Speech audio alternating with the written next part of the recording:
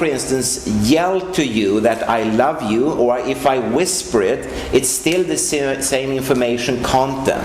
It's the frequency pattern. And if I do it in Swedish, yourself, Swedish, what did I information level that is only watts per kilogram? And it could have an enormous going to stab you in the back, that you know.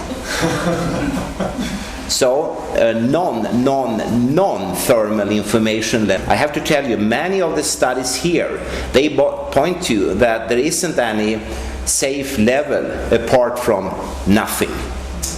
And maybe in the future, the step forward will be a step backwards. But again, you know, if I would do like this, and all the world's telephone systems, the mobile phones, and the Wi-Fi, they disappeared now. They're just gone. What would that mean? You're still here. You will still eat. You will still drink. You will still dream and think. You will have a future. Kids will be produced and born. And in the coming weeks, what people would do would be that saying, you know, my mobile phone disappeared.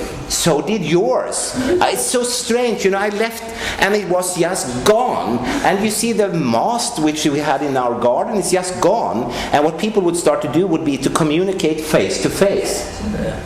But the communication content would be the same, the need would be the same, maybe more from the heart than from the brain. Any other questions anybody has? Just another observation on what you've been saying on the positive side.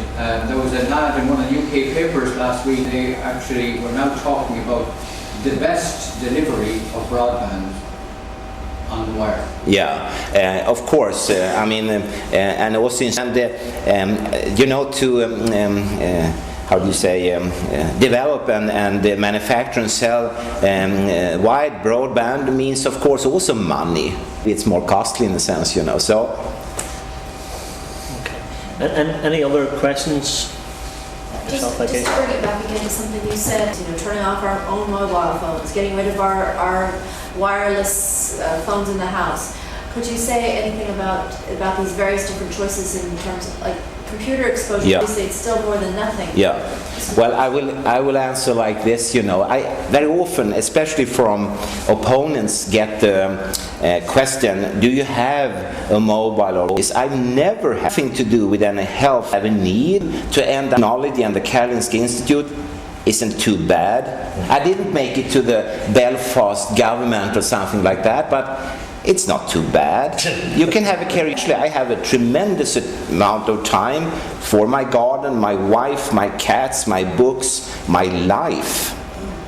And I don't have a need that it should ring in my pocket now. That would be extremely unpolite to you, I think, you know. So you can manage very well without. It's very many mess around that. People say, well, without this I would die and so on. No, with it you will probably die. Lady at the back there. I just want to say, I just want to reiterate what you just said. Because I think you're saying it and you're finding it very amusing, what you're just saying, but I think it's very, very important. And I do think that we are actually looking at ways where we can make this less dangerous, yeah. We can protect ourselves in some way, and we're not actually hearing what you're saying is, this is dangerous. It's all dangerous. I don't, now that I know what I have, and you're actually giving us that very clear information that we can live without it. Of course. It's necessary for our survival, yeah. And that we need to take that seriously. Yeah, of course. No, I agree. Thank you very much. Gentleman over here. Just on the specifics of the Wi-Fi and classroom issue, in light of what we've just shared with us, is there not a danger that the move to mobile phones and Wi-Fi